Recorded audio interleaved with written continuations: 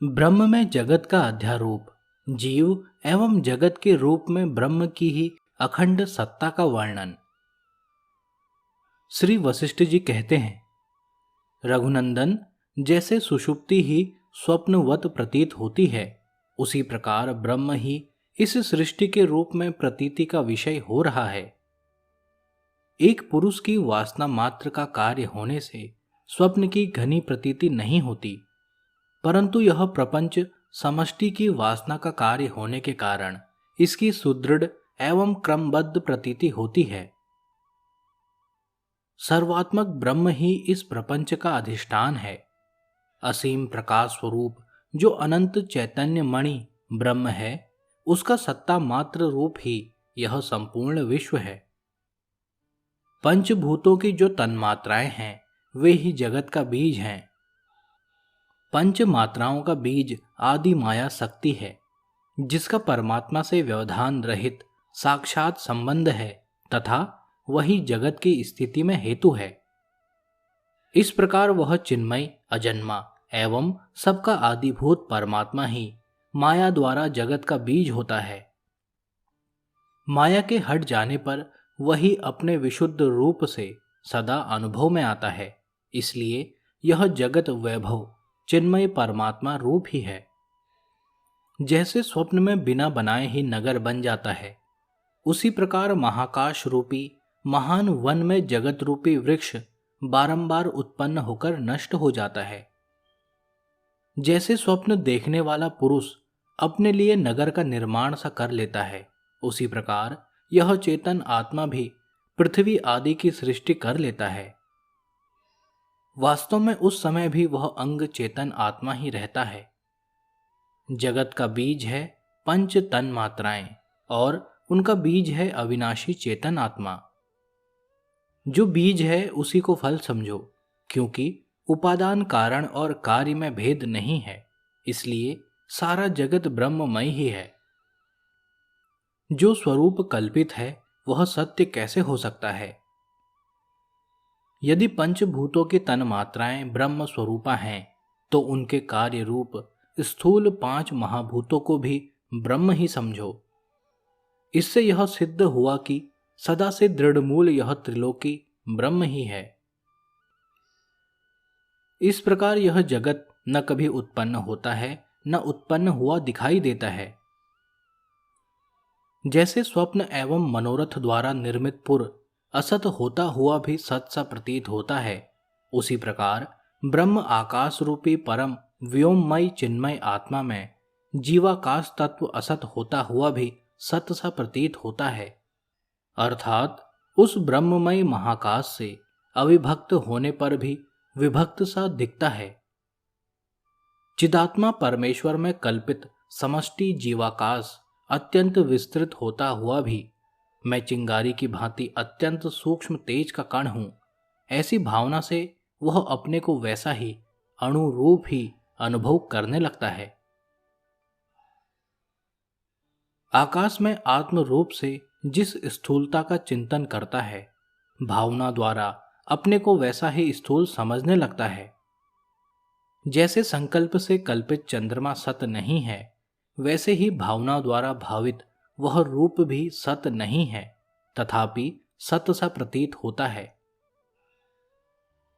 जैसे स्वप्न देखने वाला मनुष्य सपने में अपने को पथिक के रूप में देखता है, उसी प्रकार वह चित्त की कल्पना से अपने लिंग देह और भावी स्थूल शरीर की प्रतीति को भी धारण करता है।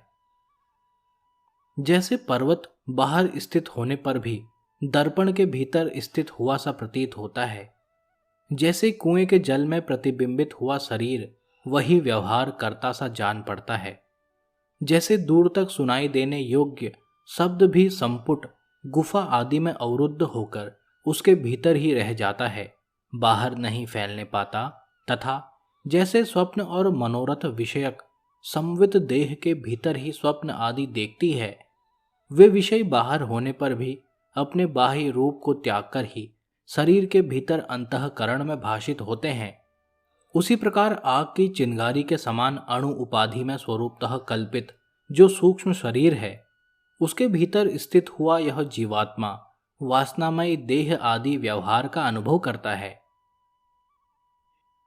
मनोमय शरीर वाला जीव अपने मनोमय देहाकाश में ही स्थूलता की भावना करके स्थूल देहधारी को गया है। वह अपनी कल्पना के भीतर ही स्थित हुए ब्रह्मांड का दर्शन करता है। मनोमय शरीरधारी जीव मन को ही आत्मा समझता है। उस आत्मभूत चित्त से अपने संकल्प के अनुसार अपने ही लिए गर्भ रूपी ग्रह, देश, काल, कर्म तथा द्रव्य आदि की कल्पनाओं की भावना करता हुआ नाम आदि का निर्माता बनकर वह आतिवाहिक देहधारी जीव अपने द्वारा कल्पित विभिन्न नामों से उन पदार्थों को और अपने को भी असत्य जगत रूपी भ्रम में बांधता है। जैसे मिथ्याभूत स्वप्न में झूठे ही अपना उड़ना प्रतीत होता है, उसी प्रकार असत्य जगत रूपी भ्रम में ही यह जीवात्मा मिथ्या विकास को प्राप्त होता जान पड़ता है। वह कभी उत्पन्न नहीं हुआ है। इस ब्रह्मांड रूपी भ्रम के उदित होने पर भी इसमें कभी कुछ उत्पन्न नहीं हुआ। उत्पन्न हुई कोई वस्तु दिखाई नहीं देती, केवल अनंत निर्मल ब्रह्म आकाश ही सर्वत्र विद्यमान है। संकल्प द्वारा निर्मित नगर के समान यह दृश्य प्रपंच सत सा प्रतीत होने पर भी सत नहीं है। स्वयं उदित हुआ यह प्रपंच उस चित्र के समान है जिसका किसी चित्रकार ने न तो निर्माण किया है और न उसमें रंग ही भरा है। यह बिना बनाए ही बनकर अनुभव में आ रहा है और सत्य न होकर भी सत्य सा स्थित है।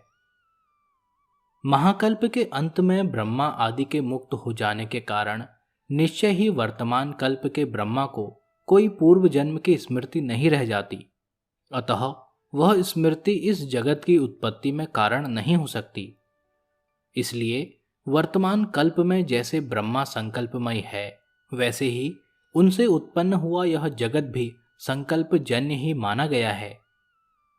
इस पृथ्वी आदि की सृष्टि के विषय में जो इस तरह साक्षी का अनादिकाल का अनुभव है, उसी को यदि कारण माना जाए तो साक्षी वैद्य स्वप्न दृष्ट पृथ्वी आदि पदार्थ जैसे जागरण अवस्था में मिथ्या सिद्ध होते हैं, उसी प्रकार अनादि साक्षी के संस्कार से उत्पन्न जगत भी मिथ्या ही सिद्ध होगा।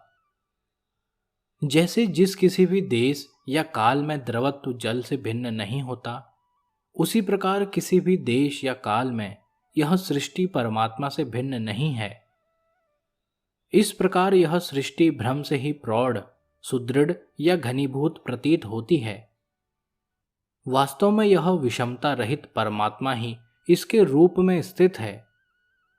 जो ब्रह्मांड प्रतीत होता है वह अत्यंत निर्मल चिन्मय ब्रह्म ही है। उससे भिन्न दूसरी कोई वस्तु नहीं है।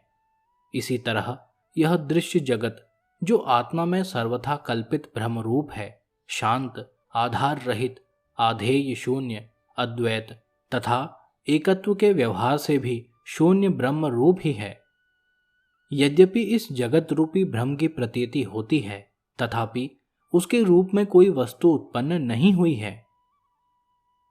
चारों ओर से शून्य जो निर्मल चेतन आकाश ब्रह्म प्रतिष्ठित है, वही सदा सर्वत्र अपने स्वरूप से स्थित है।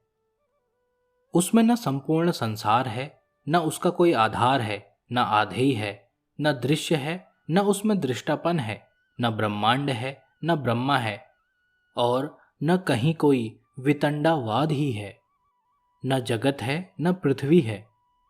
यह संपूर्ण दृश्य शांत स्वरूप निर्मल ब्रह्म ही है। इस प्रकार परम ब्रह्म परमात्मा ही अपने में अपने से विकास को प्राप्त होता है।